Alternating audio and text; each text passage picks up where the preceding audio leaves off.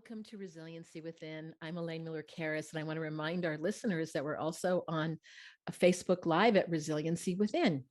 I am so excited. I have Dr. Bryan Robinson with me again. It has actually been 1 year since my show first launched. And Bryan and I were talking before the show started. We can't believe it's been like a blink of an eye. I'm happy to report to you all that thousands of people around the world have listened to Resiliency Within. We are now in the top 20 shows on the Health and Wellness channel of Voice America. I'm so proud about that. And thank you, Bryan, for helping me launch this show. Thank you. My pleasure. My pleasure. I can't believe it's been a year.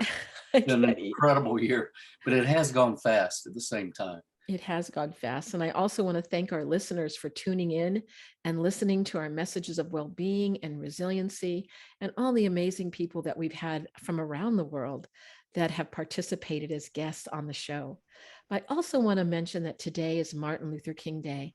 And one of my favorite statements of Dr. King is we must accept finite disappointment, but never lose infinite hope. And he also goes on to say, hatred paralyzes life. Love releases it. Hatred confuses life. Love harmonizes it. Hatred darkens life. Love illuminates. We have seen a great deal of darkness during this last year, and our listeners may know that Dr. Robinson and I would say, Bryan, aren't we perennial optimists? And we have seen many hopeful, inspiring moments, even though there's been a lot of sadness as well. I want to say a couple more things about Dr. Robinson before I start asking him some questions. And that is, he's a professor emeritus at the University of North Carolina at Charlotte. He's had a psychotherapy practice for over 40 years. He's an award-winning author of 40 books and also 2 novels. I don't know if you've been a psychotherapist for 40 years. I might have added that one, Bryan. Yeah, maybe 25. 25. Okay. I gave you a few extra years. Thanks. So he has appeared on too many network TV shows, even to mention all of them, but he's been on many. His latest book is #Chill, Turn Off Your Job and Turn On Your Life, and Daily Writing Resilience 365 Meditations and Inspiration for Writers. He's a contributor on leadership and careers for Forbes.com, Thrive Global, and The Big Thrill. And his latest novel is She'll Be Killing Round the Mountain. And he will share some very big news with us about his novel Limestone Gumption, a Brad Hope and Sister Friends mystery, and the plans to adopt the novel into a television series. So, Bryan, welcome. And as we start, what's on your mind? Well, thank you, Elaine. It's great to be here. Well, there's a lot on my mind, but as you were talking about Martin Luther King, it is Martin Luther King Day.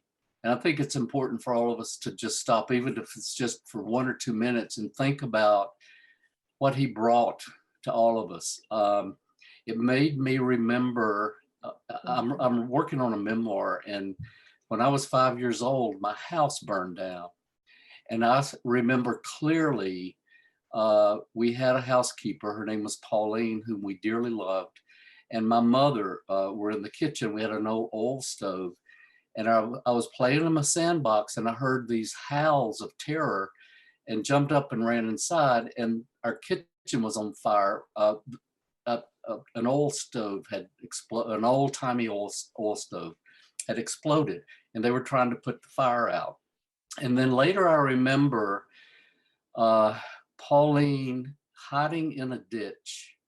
And I'm a little 5-year-old, I was looking down at her. I'd never seen an adult hiding like that. And I asked her why she was doing that. And she said, I'm afraid they're going to blame me for the fire, which they did.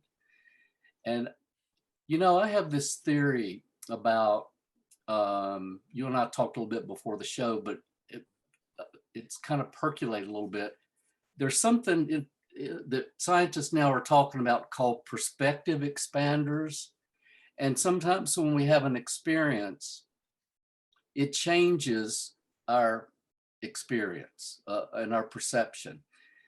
And there was something about that situation that touched my heart forever. And it's been with me for the rest of my life.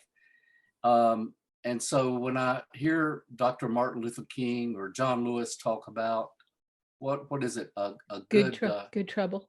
A good trouble. I Good love trouble. that Yeah, good trouble. phrase. I love that We too. need more of that in this country. Yes. Harvey Milk brought it for gay, lesbian, and LGBTQ community, and we need it for the Asian community. We need it for everybody until everybody is free.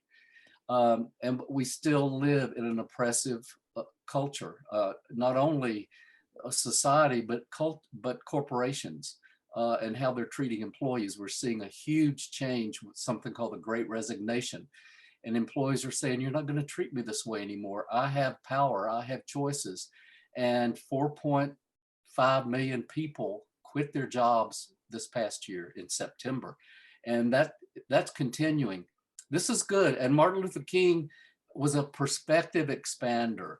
He Yeah, he taught a definitely lot. was. Yes, because prejudice is based on our experience and what we're taught. And that's where hate and prejudice come from. When we have another experience, or we have a leader like him who expands our view like the wide angle lens of a camera, it changes how we feel inside. So it's a day to celebrate all the perspective expanders, and everybody listening can be a perspective expander by shifting your point of view if you're prejudiced, or if you stereotype, or you hate. And that can include women, it can include gender, race, all kinds of things. So I'm thinking about all of us being perspective expanders today. Well, it's so interesting that you're bringing that topic in. I just did a show talking about Desmond Tutu and His Ah, Holiness the Dalai Lama. And they ah, have 8 pillars of joy that they talk about in the Book of Joy. And the very first one is perspective. And you very much described it, because when we widen our lens and we widen our perspective, yeah, that also helps us walk in someone else's moccasins, what that exactly. might be like. And I Yeah. think that Martin Luther King helped us do that. You know, I was preparing for the show today, I was thinking about kind of the 1 degree of separation that we sometimes have between ourselves and others. And I have 1 degree of separation between myself and Martin Luther King. When I moved to Claremont almost 30 years ago, I didn't know a soul in town. And I remember walking by this very grand house, white brick house on Harvard Boulevard. All the streets in Claremont are named after famous universities. Anyway, there was a party going on, and I'm walking past the house with my husband, and I'm like going, I don't know the people who live in that house. I'm not invited. I was feeling kind of like the poor me moment of moving someplace and knowing no one. So a couple of weeks later, I said, I'm going to get to know the community. You know what else is true, right? So I went on a women's retreat. And at the women's retreat, I met a number of very interesting women. And one of them's name was Billy McGuire. And Billy McGuire, she is still with us. She is at assisted living here in Claremont, an amazing woman. And she was married to John McGuire, who was the president of Claremont Graduate University. Why he had such a grand house? Because it belonged to the university. So I got to know the two of them. I feel so blessed to have had them in my life. John died about 3 years ago, but John grew up in the South, and he would say about his parents that they were radical segregationists. And so he grew up at a time where I imagine you saw when you grew up in the South as well, where everything was separate, I sure did. everything was segregated. And his mind started being shaped differently. And this also was happening to Billy at the same time. He was enrolled at Washington and Lee University. And so the professors were beginning to kind of, put little ideas in him that were changing the way he thought about things. So he attended a conference. It was at Crozer Theological Seminary during his sophomore year, where they were assigned Black roommates. And his roommate was Martin Luther King Jr. And so, as you can imagine, the 2 men, both brilliant men, they're together Mm, talking about how to change the world, how to change that perspective, having that yeah. view that you were talking about. And so John had an amazing career, and he was a Fulbright scholar, and he also was a person who did freedom rides into the South. And when people went into the South and did freedom rides, they were, of course, very dangerous at the Yes. time. Yeah. And the person who I read a wonderful eulogy about John after he died was Marion Wright Edelman, who, of course, is the person who started the Children's Defense Fund. And she was a great friend of Billy and John's. And she talked about wanting to go as well, but they wouldn't let her. Dr. King and John said, no, it's too dangerous for a woman. And here she has been such an illustrious person. They were trying to protect her. But in any event, there was some things that happened. And um, and there were things against John, and he had to go to court. And Thurgood Marshall was the person who defended him in front of the Supreme Court. And so John was, he had that courage, like Martin Luther King had courage about speaking up when it wasn't necessarily popular, where it was something that, as we saw tragically with Martin Luther King, ended his life at the very young age of 39 years of age. But I want you all to know that John McGuire continued to live with, the words of, and he always would talk about Martin. Both he and Billy would say Martin and go, oh, Martin. It's like so personal, right? Because he was their friend, as well as their colleague, as well as this amazing human being that we're celebrating today. But I want to say that the connection was when I was starting the Trauma Resource Institute, and Billy, again, was a great friend. Billy was on my board of directors. She was one of the first board members, and she and John gave $1,000, and that was the beginning of the Trauma Resource Institute. I think we got $5,000 to start, and they contributed the 1,000 because they believed in what I was doing and how it also could impact the world. And so I can say that John knew that we were impacting the world. Billy has dementia right now, so she doesn't know all the things that have happened from her being such an inspiration to me and to others, that we've been into so many different countries. So today I want to honor not only Martin Luther King, but John and Billy McGuire, who believed in that compassion awareness. They were two white individuals, grew up in the South, but saw that there could be a different way. And I think right now we're having a second civil rights movement since the death of George Floyd. And the things that Martin Luther King and John and Billy McGuire said then is as pertinent today, like you're saying about that perspective. So right. Thank you for nudging that memory. Yeah, it's a great story too. Yeah. I love the phrase perspective expander, because it can change our lives when we look at a situation in a different way. And that's where a lot of your optimism and my optimism come from. You look at the opportunity and the difficulty, or do you look at the difficulty and the opportunity?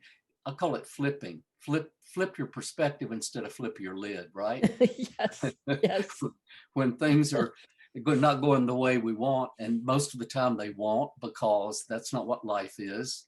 We have to adjust to it. It's not going to adjust to us. And expanding our perspective on an individual level, on a societal level, and on a global level is what changes the world. Well, I think so. And I think what's happening now too, we here a year ago, we thought, okay, 2021 is going to be a different year. Yeah. It has been a different year, and it's been a very hard year as well. The very, very first show of Resiliency Within, I talked about my dear friend at that time, Loveland Santos, who was fighting for her life. She did die from COVID. And, I've spoken about her a number of times on the show, but I just want to honor her. She was such an amazing social worker, and she was a light, a treasure of the planet. And we had named her the Ambassador of the Year for the Trauma Resource Institute before she was sick. So she knew before she died that we were honoring her because of her compassion and her empathy. And also, I have to say, Bryan, her optimism. And so I'm wondering, I have a question for you is we're dealing with, I guess, COVID fatigue right now. Yeah. Are there any words of wisdom that you have from your such wealthy experience of how do we deal with this fatigue? We're getting tired of it, and it's still here, and people are still dying from it. So that's right. The fatigue of, it's interesting. Thank goodness we have the technology of Zoom and some of the other devices that we can connect with each other if we can't connect socially. But even that brings fatigue. There's something called Zoom fatigue or Zoom burnout. I've had it many times, I think. Yes. A lot of people have. Yeah. But what I have loved having this time to kind of pull away from the world, and I've been writing, I've been meditating, I've been thinking about my life and what I want to do next and what life is all about and connecting with nature. So I think it's not what's happening to us, no matter how dire the circumstances, it's what we do with it. It's an inside job. It's inside out, not outside in. And I know it's hard. I don't want to underestimate or minimize the pain people have experienced and are experiencing, but I think of Viktor Frankl and Yeah. Dr. Edith Eger, both of whom were in concentration camps, and the perspective again that they brought to their lives, and how they, at least Viktor Frankl survived. Well, they both survived, but Viktor Frankl wrote about this between the stimulus and response. There's a gap, there's a space. And a lot of us run roughshod over it. We don't realize it's there. But if you take a breath, there's always a space in what's happening and what you do with it. And when you realize, I call it the C spot, it's calm, clear, compassionate, a bunch of C words. And when you connect it, it frees you. And that's what he believes saved his life in Auschwitz and Dachau. And Dr. Edith Eger has brought that same philosophy. As you know her, we worked with her Yeah, on we worked with her, resiliency. yes. Yeah. And thank goodness we're not in any kind of Holocaust individually, although some people may feel like they are, but we can overcome anything. It's really the mind over matter. We're seeing the science of it daily coming out. Well, and I think that when you think about Edith, she's so inspirational. Amazing. I had the great honor to go to her house one time for lunch, where she told us the story. And so, by the way, she's just written a new book. I have it right here, and I want to make sure everybody knows what it is. But it is called The Choice: Embrace the Possible, a memoir by Dr. Edith Eva Eger. And I have to say that it is an amazing book. And she talks about the very thing in the book that you're mentioning. But the thing that I really was amazed by her, she was in a concentration camp. They thought she was dead, actually. And an American soldier saw that she was moving her hand. This is the story that she told to me. And as I'm recollecting it. And so he pulled her out of rubble, and she was taken to a hospital. And she said that moment changed her life, not only for living, because of course, she's still alive, and look at how she's in her 90s now, but she dedicated to her life to American military. And she worked at the VA in San Diego, and she was one of the most beloved individuals there. But she told me, she said, when there were people that were desperate, where they felt they didn't want to live any longer, when they had lost the hope that you and I so believe in, Bryan, that she'd say, they'd always come and get me, Elaine. I said, oh, they would. She said, and she's really spunky. And she goes, I could always remind them why they should live and why might be an idea to live. And it was, I cherish that conversation that I had with her, because to have gone through as much as she did, and to have that incredible optimism, and joy. I mean, not just optimism, joy, and to live in that presence. And I'm so excited to share with our viewers too, that they're doing a hologram at the Holocaust Museum in Chicago about her. And so those holograms are amazing, because they're asking her a million questions, and that will have that for the ages, so that people will always have her wisdom.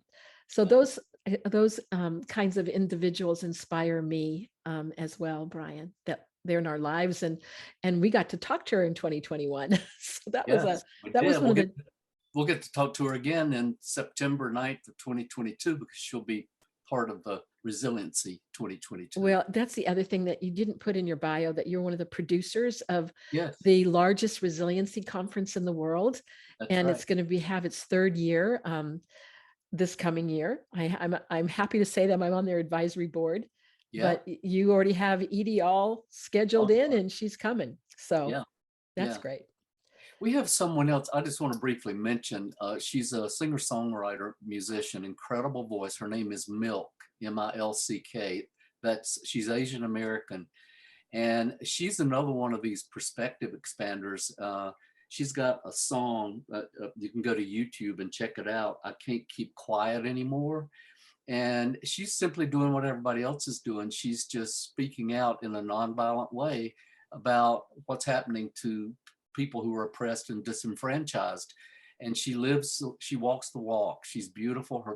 That's an incredible song. I encourage everybody to check it out. So could you say again what her name is again? Her Milk? name is Milk, Milck. That's short for the initials of her name backwards. Her real name is Connie. And she's Asian American, and she's incredible singer, and has done podcasts, and I've interviewed her for Forbes. She will be appearing, by the way, at Resiliency Oh, 2022. good. Yeah. Well, we will definitely have to listen to her. I know that I will also be coming to that conference, and I look forward to it. And if any of you who are interested, what is the website that can go to right now for Resiliency 2022? It's resiliencyanhappiness.com. Resiliencyanhappiness.com. And I think what's so inspiring about the Resiliency Conference is that there's so many people from around the world that come and also Yeah, that present, and they only present for about 4 or 5 minutes, but that's they right. give us a gem, a jewel really, Yeah, of how they cultivate their well-being. right. And I think that's an important aspect of what we're talking about that we need to continue to do, That's right. even when faced with all this. I wanted to share something too. I have had some ideas about the definition of resiliency. A year ago, I had a particular definition, but I do think the course of doing this show and talking to many people from around the world has certainly changed me. And also, I think broadened my perspective. And I'd love to share my new definition with you, if you would mind. So basically, I think that resiliency is about, people have said to me, well, sometimes when I hear people talk about well-being and resiliency, it's like, you're not acknowledging my pain and suffering. It's like, are you saying I'm supposed to be this optimistic, happy person all the time? And I said, oh no, let's expand this vista. So I absolutely do believe that resiliency is, or cultivating the well-being is, leaning in to the suffering and the pain, not pretending That's like it didn't exist. that's right. It's leaning in, but it's also knowing that you can lean out. You That's can right. maybe even touch it and still Yeah, say, well, I don't want to forget it, but it's not living with, that's the only part of yeah, who you are as a person. So it's also about, I think this is very important to add this embodied well-being, because you and I both believe that yes, we can think, we can feel about well-being, but when we sense it, yeah. when you think about your grandma, or you think about Pauline and all the things that they gave to you in your life. Mm. Bryan mentioned his grandmother in the first show. And look at and if you could see him, those of you that are listening, he has a big smile on his face. What happens to you on the inside I have when an you, image of her. As soon as you say her name, I have an image, and I just feel joy inside because I see her from when I was a little boy, and I just feel love bubble up. That's a resource, a wonderful resource. and you can sense it, it's embodied. Yeah, So what I'm yeah, talking about regarding well-being, resiliency, and I'm using those two words interchangeably, it's embodied well-being. yeah, But yeah, it's also coming forth in the world with compassion, yeah. with empathy, with hope and optimism. You know, And those are that's my expanded definition now. that's So it's great. grown a bit. And you know what? That's important because there's a new book out. It just came out called Toxic Positivity. And that's really the message in the book is, if you're, and I want to be clear to the listeners that you and we're not talking about toxic positivity. We're not talking about, No. if I say, Elaine, I lost my job, and you say, oh, well, think on the bright side. Maybe You can now you get a don't new have one. time. Yeah, Yes. you can Yeah. get enough. No. And I say, but wait a minute, I just lost my job. So Elaine would help me be with that for a while. You wouldn't take me somewhere else. So it's not about putting your head in the sand, pretending everything's great when it isn't. It's about leaning in and then leaning out. It's about knowing you have a choice. Of course, you feel bad or disappointed or hurt, but you don't want to stay there forever. I mean, because then you are a victim, and that's not what this is about. It's about being a survivor and a thriver. And that's then when you, as you say, the embodiment of it and finding other places where you can be in your body and in your mind that broadens your perspective again. it broadens your perspective. And actually, I call it the cream rising to the top. Yeah. Then we have more feelings about Yes, self with self-compassion. that's And when right. we have more self-compassion, we have more compassion for people around us. Right. We think about the compassion that Dr. King demonstrated for people who were trying to oppress, Yeah, who did oppress. that's right. And so if we can carry that forward and continue that message, then my hope is that we can change some of the oppressive Yeah. ways that we see in the Well, world. I And call it the also, C spot. Because when you live from that place, you're living from clarity and calmness and compassion, I love that. creativity, all You call these it the C C words. spot. I love that. I want you Yeah, to talk more about the C spot. I have to okay. see that we need to take a break. I told you, once we start talking, we just don't stop. So we're going to take a short break, and I will be back with Dr. Bryan Robinson, where we will continue to. I want him to illuminate us about the C spot. I want us to go over that again because I think this is an Okay. important thing for us to be with right now during 2022. So we'll be back in a few moments. This is Elaine Miller-Karas, and I'm here with my guest, Dr. Bryan Robinson, and we're going to continue our discussion on the C spot that we were just starting to get into right before the break. So tell us what the C spot is, and there's 8 C's. Over Right. to you, Bryan. Yeah, and this is based on clinical and empirical studies. Um, so the C spot is something that organically happens when we lean into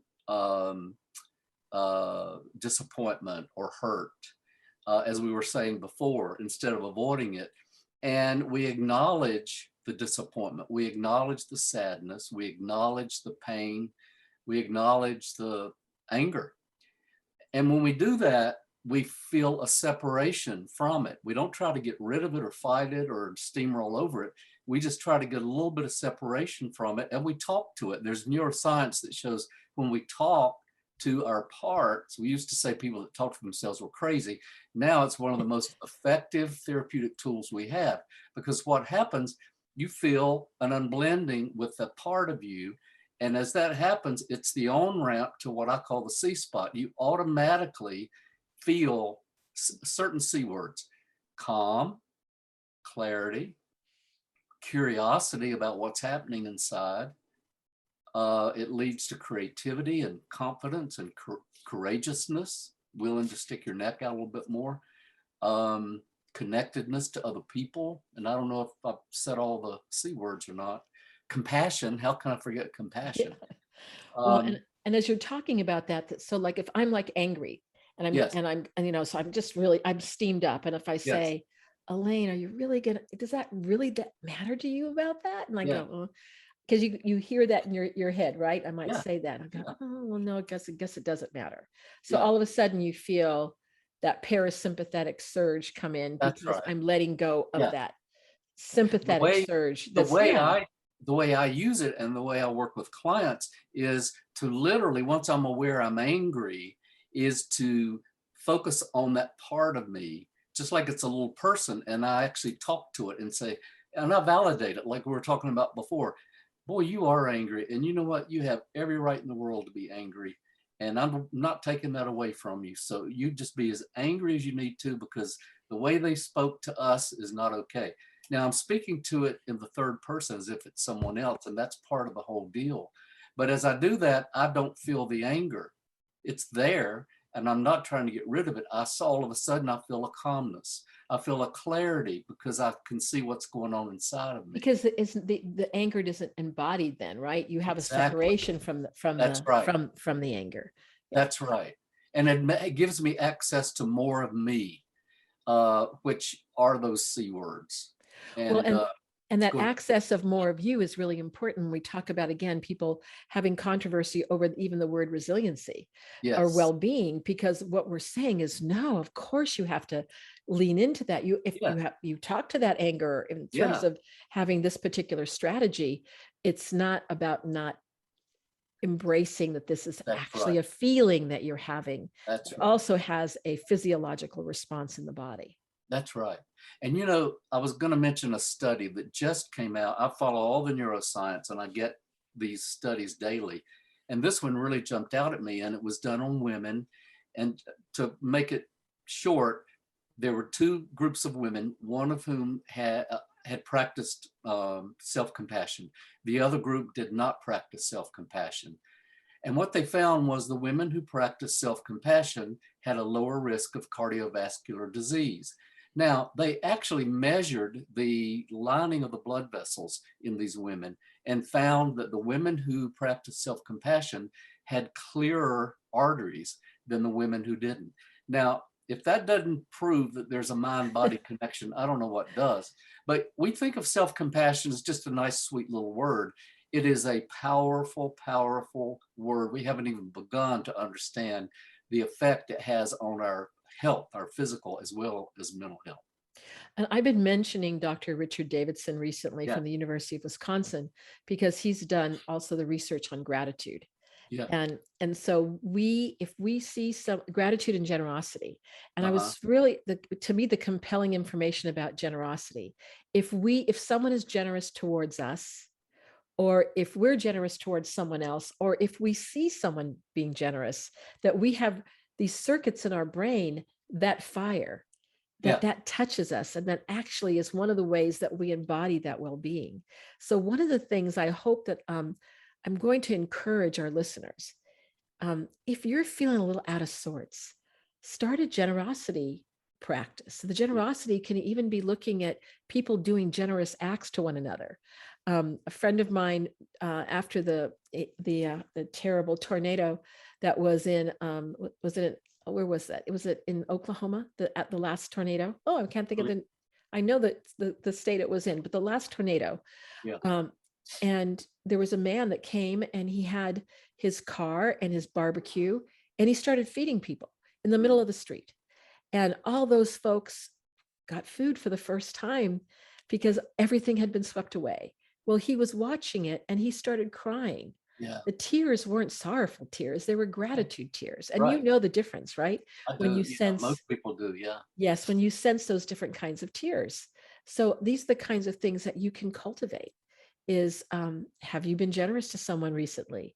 Or maybe someone was generous to you and you didn't maybe acknowledge them in the way that you may have liked. Maybe you were too busy. So I had this thing happen to me. I was kind of feeling a little bit blue. I have a family member, a friend that is having a health problem, and I got this beautiful orchid delivered to me. In fact, it's behind me. I got this orchid. I go, I wonder who gave me this orchid. I was feeling really sad, and I opened it up, and it was a good friend of mine who completely forgot my birthday and said, "Happy birthday." My birthday's in May. So this is January. And I wrote to her and I said, "Thank you so much. I was feeling so blue. I think maybe we have a psychic connection like we always say we do, but my birthday's not till May."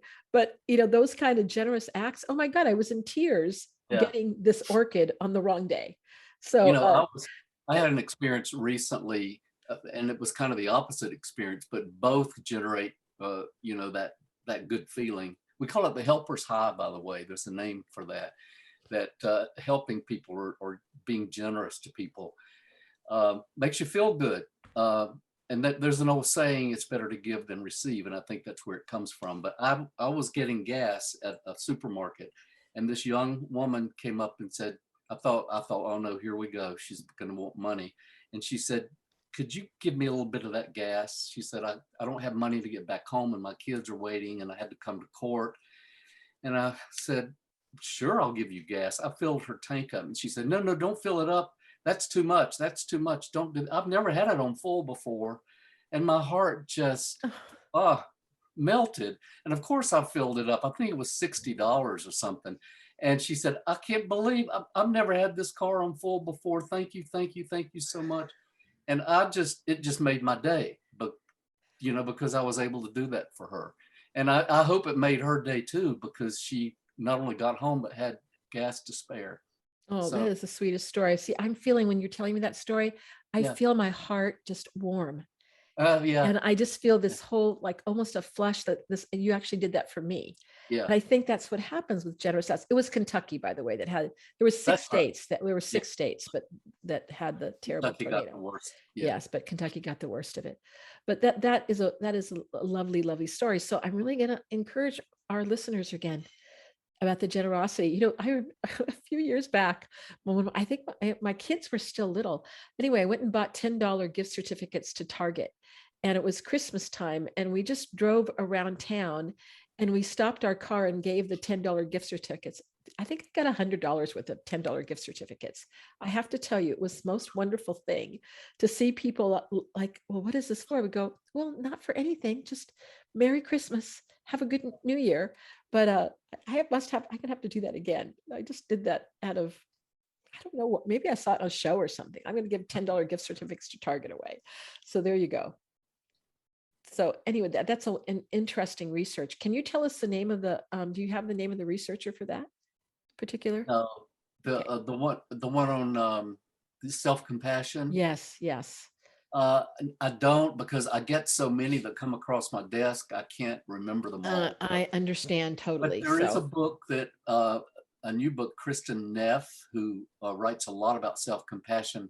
It's called Fierce Self-Compassion. fierce self-compassion. Yeah, Okay. just came out. I think it's probably in that book. It's a Okay. great book, though.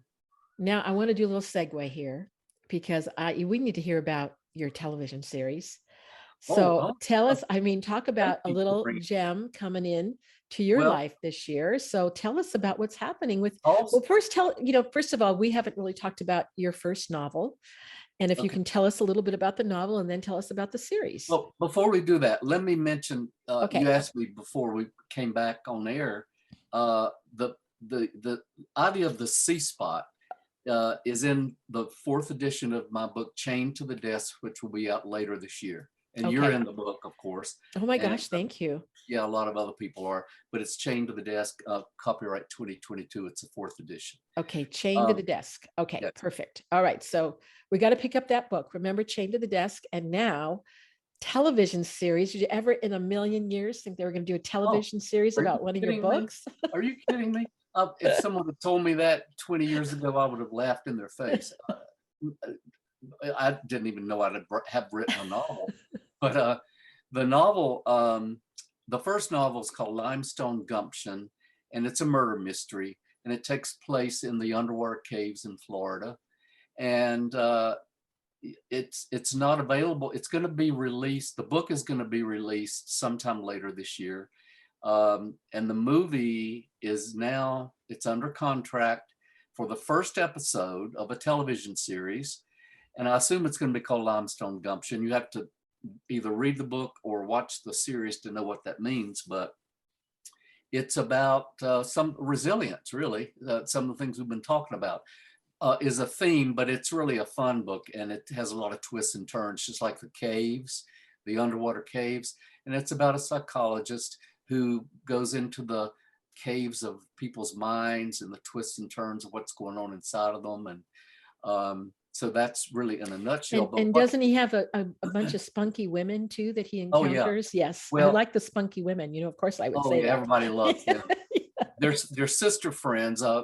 He's a psychologist. He goes back to this little town in Florida to reconnect with his grandmother and to find out whatever happened to his estranged father. And I can't tell you what happened to his estranged father, but that's what he's up to. And he's accused of a murder and has to figure out a way to get out of it. But his grandmother is head of this garden club with 5 other women, and they have this beautiful garden as you enter the town. It's called White Cross, Florida. As you enter, these incredible flowers. Nobody's ever seen such big, rich, healthy flowers. And things lead to him wondering what's buried there. Are they camellias or are they corpses? And so he starts finding out all these astonishing things that are going on with these women in this secret club, and what are they really doing? That's really what the book's about. And so the TV series, so when the pilot, can you tell us something about it? Well, the TV series is being the screenplay is already written. It's incredible. I didn't write it. They hired a screenwriter to do it. It's beautifully done. And the first episodes will be filmed starting in March in Florida, and then we will see where it goes. The hope is that there will be 8 episodes to start, and we'll see what happens. But right now it's called Limestone Gumption. We don't know where it's going to be shown, but my dream would be Prime or Netflix or one of the.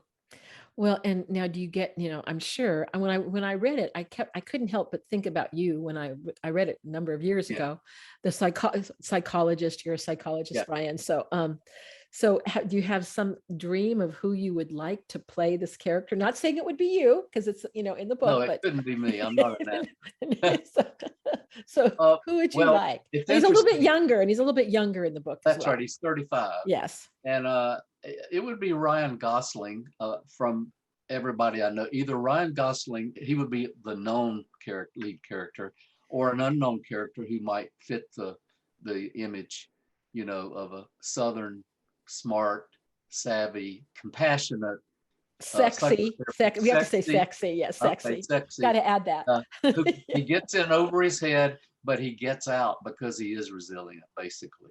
All right. So we'll see. And we have one person, I can't say who it is, uh, who's pretty well known, who's already said she would like to do a cameo. So Oh my goodness. Well, yeah, I just can't wait, because I mean, are you going to have like a showing? Like, will there be like a red carpet where you get we're to gonna go? have an here probably in Asheville. But, Well, I'm gonna have to come, Brian. I'm gonna you have will to be try to invited. maybe Yeah, I'll get in my first plane ride since yeah, the pandemic, if this crazy Omicron kind of gets tied that's in. right. Well, anything more you want to say about it? Anything that our listeners should do if they want to find out more about the Well, wait, series? the book will be re-released sometime this year. It's called Limestone Gumption, and I don't have an exact date yet, but sometime this year it will be released, and then the TV series will be released in conjunction with the book. So there'll be, parallel paths for the two of them. But yeah, that's later this year, and I was so excited when they came to me out of the blue with financial backers and the whole deal. It's just a writer's dream. It just doesn't happen that Well, so often. was there somebody in particular? I'm so curious now, like somebody that read the book and said, "Oh, this has to be a TV series." It's a Yes. producer. Is that what happened? He's the head of the studio. He's actually an Emmy Award winner, and I can't give you the name of the studio. I can't say it publicly, but he said his words, we are so fired up about the story. We love it. And the screenwriter uh, called me, and he was nervous. He's 35, the same age as the protagonist, and because he was so nervous about would I approve, since it was my original story. And Well, I what a told him, sweetheart! What a sweetheart to oh, I care. know he was, Yeah. yeah. And I said, I think you're brilliant. And he went, oh, thank goodness. And he is so creative the way he took the story, and he wrote it. He didn't change the storyline, but the way he showed it visually in the film, I can't wait to see it. I was just so excited. Well, I wanted to, we were talking a little bit about this before in the green room before the show started, but something came across my desk the other day, and it was about people from the age of 50 to 80 are, Uh, it's one of the most creative times in people's lives. yeah, And I could say that I think we fall in that category, Brian, between that's 50 and right. 80. Yes. We do. And so would you say, I mean, you've always been a pretty creative person. I mean, obviously, if you've written 40 books, but you don't seem to be losing your creativity, or there's a generativity around you in terms of what you're doing in your Well, life I right now. think it's actually uh, sharper than it's ever been. And Joan Rivers said she didn't even get her voice till she was 72, and Grandma Moses didn't start painting until she was 75, I think. So I think it goes back to the C spot. Remember, creativity is one of the C words. When we're younger and we're building our career and we're having kids and we're worried about finances, it's hard to get in that C spot. You're pulled out of it a lot. But once you hit a certain age and all that stuff's behind you, you have more time to meditate, reflect, and slow down a little bit. So it moves you into that C spot where creativity resides. That's my theory about more people becoming creative between 50 and 80. Well, and I was sharing with Bryan, he didn't know this about me. I was a very shy child, where I even had a class where I think I was in my first year of college, where 25% was of the grade was having to speak up in the class. And I didn't quite believe in myself then, I don't think. And I think there was so much of the drama that happens in one's life when they're young, that Yeah. for me at least, I mean, some people, don't have to go through that. They have that creativity that just sparks from when they're young. But for me, I think it had to take time to develop. So if any of you listeners are out there going, what am I going to do with the rest of my life? We know that a lot of people are leaving their jobs and redefining themselves since COVID. That's one of the silver linings. Right. I think that you can, when I got a phone call from Voice America, a year and a half ago, I thought, a radio show? Well, I've never thought about a radio show. And then here I am a year later, and I think we've been pretty successful, and I've had amazing guests. So I would never have believed that of myself. I'm sure some of my teachers would go, Elaine Miller, really? She has a talk show. She can talk to people. She actually says things. So if I you're think if go I ahead. think there's so many of us who think at a certain age that we're over the hill and everything's over and done with. And that's such a myth. It's just not true. The brain is malleable. There's something called neuroplasticity. And if you stay active physically and mentally, there is no end to what you can create and the kind of life you can have and how rich it can be. I don't care if you live into your 90s. So don't think just because you get a little bit older that you're over and done with, because you're not. Again, it's that perspective expander that can really keep your life enriched as long as you live.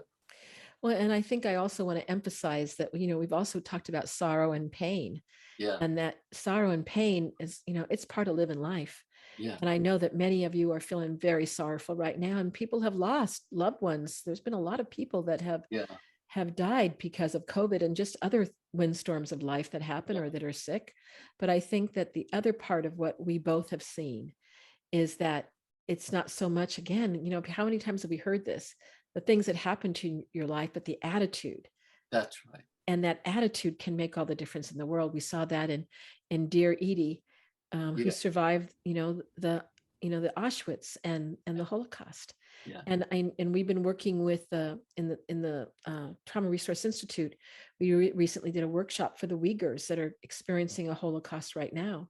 And there's Mm, so many amazing, resilient Uyghurs that we've met, but that's also going on right now. So it's important to know that some of these awful tragedies in the world are not over, that they're still going on, and that in the kind of the spirit of Martin Luther King is that I don't think we can be silent about these things. And he said something, and I kind of we're almost ready to end. I'm going to give you the final words, but Martin Luther King said, in the end, we remember not the words of our enemies, but the silence of our friends. mm, And I think silence is the kinds of thing that can destroy societies yes, if we don't speak the truth. And I that's appreciate the words of that, Martin Luther King. and that's why I love the song by Milk that's on YouTube. I Can't Stay Quiet Anymore. It just moved. It gave me chills. It moved me to tears. It because we can't. You're right. It's speaking out, not in an aggressive way, but good trouble, causing Good good trouble. trouble. Yeah. And so can you tell our listeners, how do they get a hold of you? Can you give us your website? So if they wanted to send you a message or just see what you're up to in the world, where would they go, Bryan? My website is Bryan Robinson books.com, and that's Bryan robinsonbooks.com, and it has some of the blogs I've written for Forbes. It has some of the shows I've been on. It has resources for other books and so forth that folks can get, and you can leave me a message on there. So I'd love to hear from anybody who would like to write. Wonderful. And so and we're gonna look for the television series, and Yes, also remember that your new book will be coming out, where you right, go into more detail about the 8 C's, and tell us the that's right. name. Got a It's minute called to Chained to the Desk, fourth edition, and I talk about the C spot and a lot of other things that we've talked about today, actually. and Dr. Bryan Robinson, I thank you so much again for coming onto the show and sharing your wisdom. An hour with you seems like a minute because it just, you're so rich and your ideas are so rich and you are so rich in Thank spirit you, Elaine. and everything else. So thank you so much. Thank And you. until we meet again, I hope you'll come back for our next I anniversary. will. I'd All love to right. be every Okay. year. You're a Thank you so regular. much. All right. Thank you so much, Um, Bryan. So, and our listeners, remember what's true in your life. Remember the optimism that Bryan has. You know, we've all been through things, and yet there are ways that we can cultivate that embodied well-being. And maybe be generous to one person this week until we meet again. Maybe there's someone maybe you can take the garbage out for your neighbor. Do something kind to one of your family members or to a friend, or maybe give somebody a call that maybe you owe them one and you haven't done it yet. So, anyway, blessings to all of you. Until we meet again, remember what else is true. This is Elaine Miller-Karas signing off for Resiliency Within on Voice America.